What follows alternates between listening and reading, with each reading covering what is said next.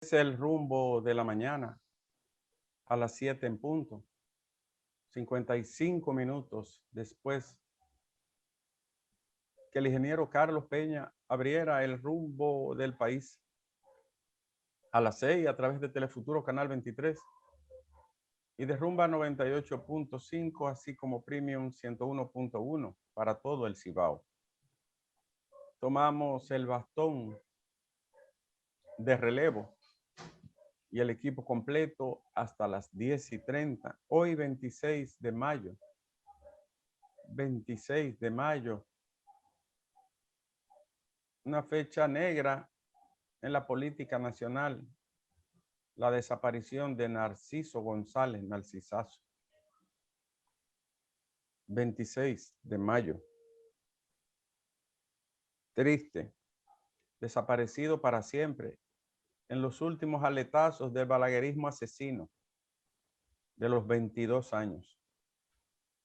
Y esta fecha también es propicia para recordar un hospital para el sur de la República, un hospital regional de tercer nivel, digno, eficiente, moderno y completo, un hospital para la región sur. La deuda externa vuelve a ser noticia, esta vez con alta preocupación. 70.5% de nuestro Producto Interno Bruto está comprometido en la deuda externa. Así lo trae un reportaje importante hoy del periódico Diario Libre y que también ha sido objeto de comentarios de analistas y comentaristas que abren la mañana, como el ingeniero Carlos Peña. ¿Qué implica 70.5? Equivale a 58,000 millones de dólares. Eso es una cantidad exorbitante para una economía pequeña. Y es una hipoteca del presente y del futuro dominicano. Este 70.5 equivale a que la mayor parte de los recursos, de los ingresos, tengan que destinarse a pago de intereses y amortizaciones de la deuda externa. El primer problema que genera la deuda externa exorbitante es el compromiso soberano. Y en segundo lugar, y no menos importante, es la disminución horrible del gasto y de la inversión, porque tiene que destinarse a los compromisos de deuda, a los pagos, a las obligaciones internacionales. Este problema no es solo de la República Dominicana, pero hablemos de nosotros. Ya hay personalidades y figuras del mundo, economistas, políticos y figuras internacionales que hablan de una dispensa, de una especie de perdón a los países pobres y en vía de desarrollo, y también de una gracia para el pago de la deuda, producto del COVID-19. ¿Por qué se aplica y se pide teóricamente que esa deuda sea tratada desde un plano humano para los países, especialmente de América Latina y algunos países asiáticos? Porque ningún país pobre va a poder cargar con el peso de la deuda y con el peso social que implica. Y de la única manera que lo haría serían con reformas estructurales de la administración tributaria, que es un mal idéntico y golpea de forma más dura a los menos pudientes. Eso, cabe decirlo, sería uno de los mecanismos, y lo ha dicho el propio Leonel Fernández, dispensa de deuda, una especie de perdón o gracia por un tiempo hasta que se recuperen las economías y contar de cero en algunos aspectos. Porque la salida de las reformas fiscales, lo ha dicho el expresidente con mucha experiencia, sería todavía más traumático y el remedio sería peor.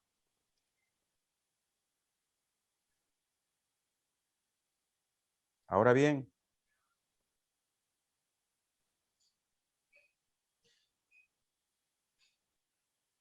yo no como un ducho ni un experto, ni cosa que se parezca en este plano tan intrincado e inextricable de la economía. Puedo ver dos aspectos. Uno, mejora sustancial, irrenunciable del gasto público, donde no haya dispendio de un solo centavo. ¿Está el gobierno en el compromiso y la capacidad de hacerlo? Lo dudo. Mejora en el gasto, transparencia fiscal total, desmonte de las exenciones, sobre todo a los poderosos y a los que más pueden, desmonte de los subsidios a las empresas que tienen grandes sumas de dinero y grandes ganancias cada año, y ni pensar, no gravar el consumo ni los sectores mayoritarios que tienen menos ingresos. Bueno, pero con eso, ¿cuánto te ahorrarías? Se preguntan ustedes. Es un buen inicio. Sería un buen inicio y sería una modalidad que además daría soporte ético para cualquier medida. Número dos, aumentar el salario no es una mejora, pero amortigua y tiende a paliar la pérdida de capacidad de consumo básico para la gente de la base social, los más pobres. Tres, un ahorro total de todo el malgasto que el Estado dominicano tiene, sobre todo en áreas que no son prioritarias. Gastos de representación, dietas, viáticos, consumo superfluo y gastos de vanidad.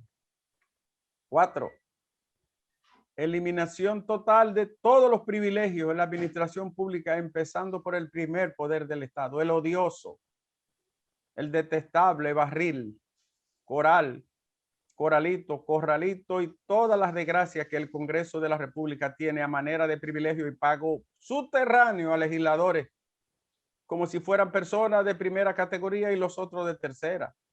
Eliminar el barrilito, eliminar los gastos de representación, eliminar las exoneraciones, eliminar las dietas, los viáticos, los viajes, la gasolina y eliminar los gastos de vanidad también del Congreso de la República.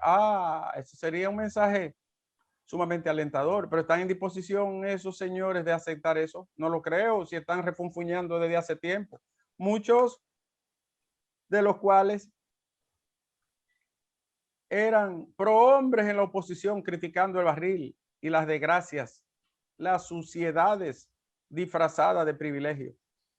Entonces, ya serían 4 medidas que, si bien no resuelven todo, porque estamos hablando de un déficit de 500,000 millones de pesos, pero eso sería un basamento moral, una especie de ejemplo desde arriba y también un ahorro sustancial en muchos aspectos.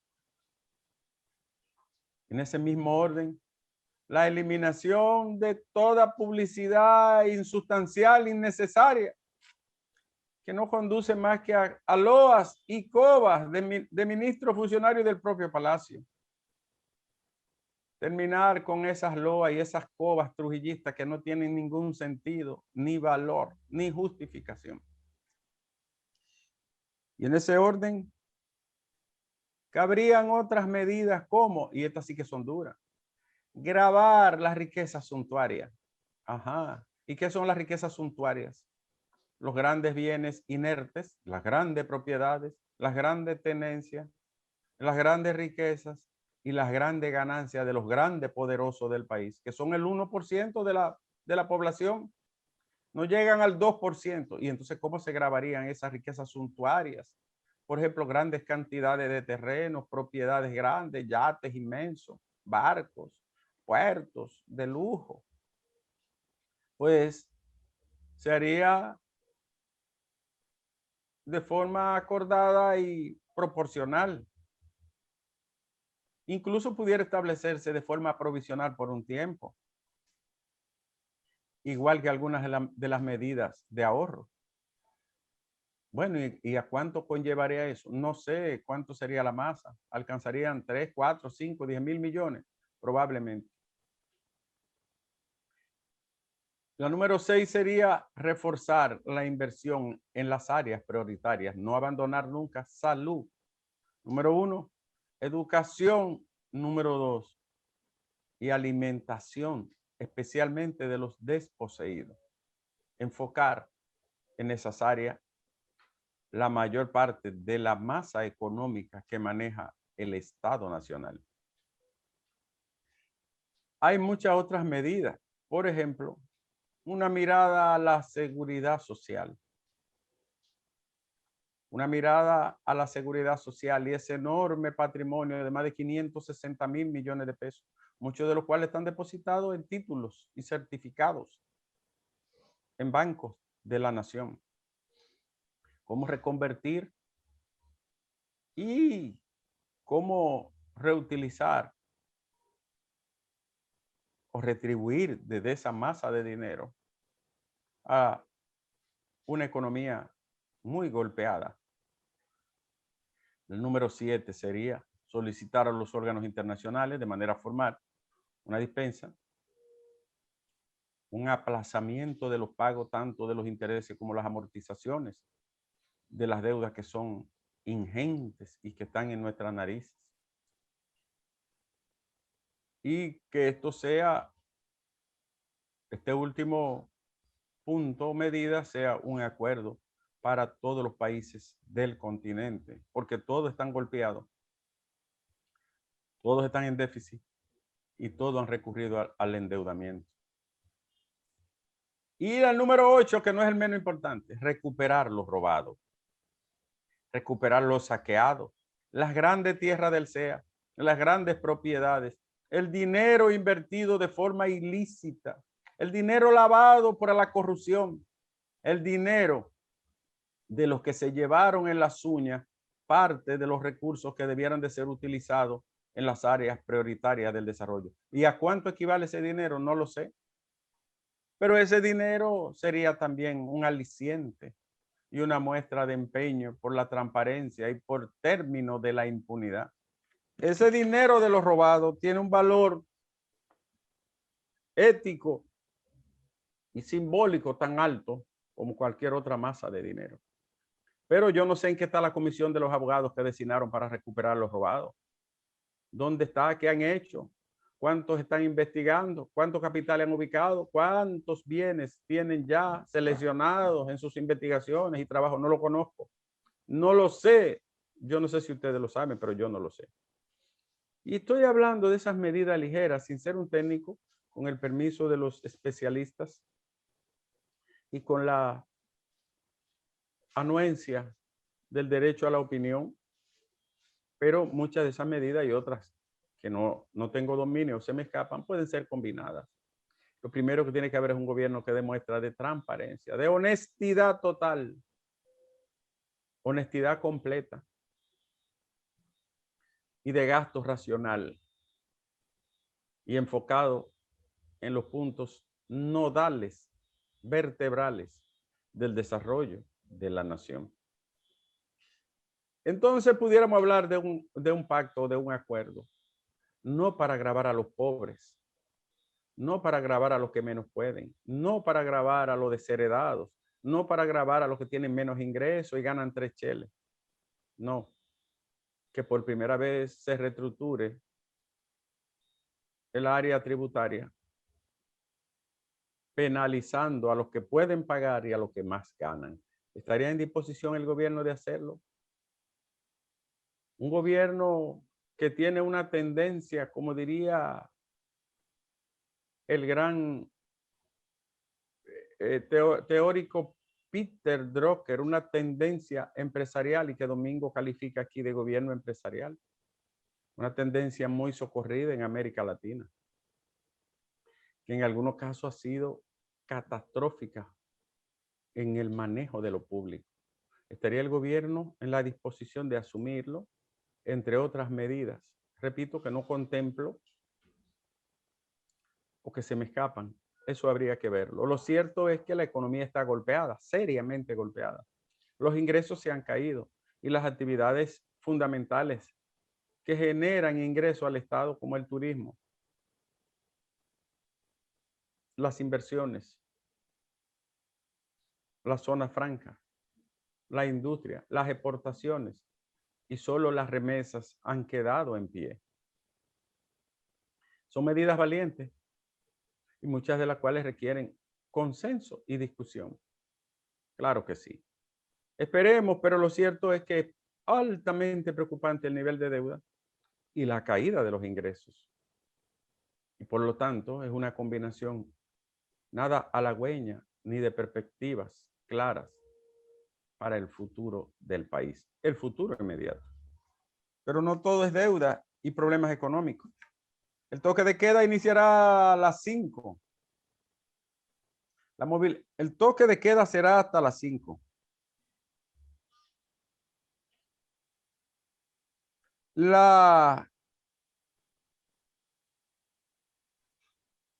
Vamos a ver si ordeno mi pensamiento y mis neuronas pueden armonizar las medidas del toque de queda, las nuevas medidas.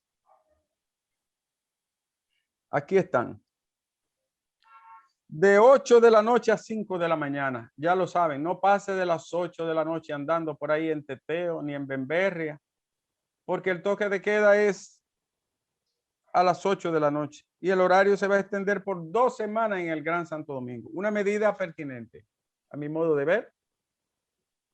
En mi humilde visión de las cosas, es correcta, focalizada en la zona donde hay problemas y donde también hay más indisciplina y desorden social y por ende donde hay más casos. Gran Santo Domingo, Distrito Nacional, 8 de la noche, 5 de la mañana. Pero además esa medida debe de ser reforzada. Pienso que así estarán haciéndolo.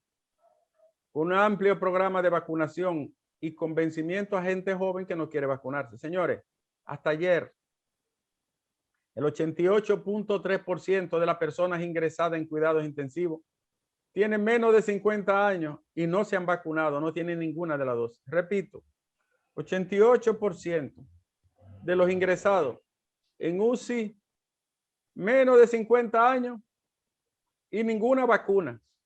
Es decir, gente joven y que además no se ha inmunizado. Esos son la mayor parte de los pacientes que están ocupando las unidades de cuidados intensivos.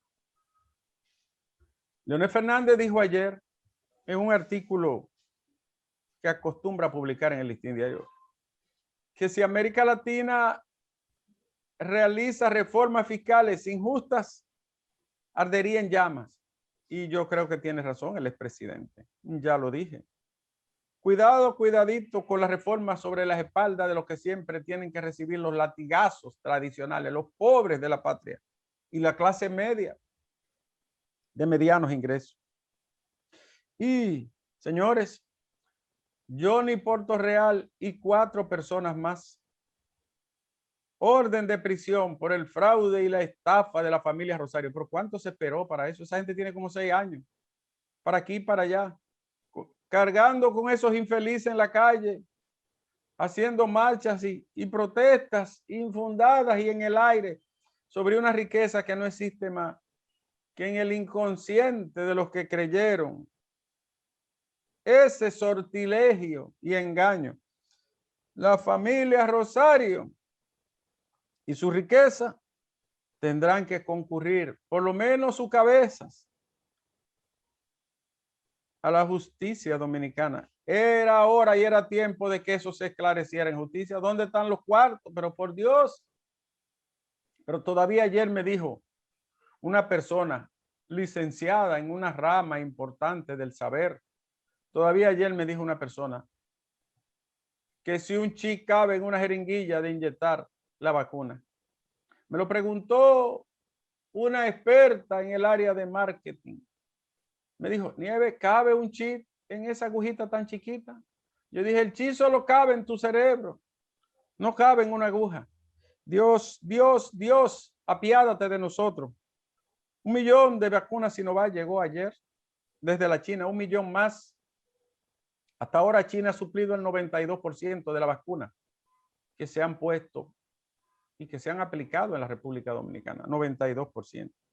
Y a propósito de llegada y de aviones, díganme del Aeropuerto Internacional José Francisco Peña Gómez, en fin, ¿en qué quedó? ¿Qué fue? ¿Qué pasó? Total, como diría García Márquez, en Macondo llueve y puede llover tanto que pasan siglos lloviendo. El agua no acampa, ni la creencia de la gente tampoco termina, Isidro.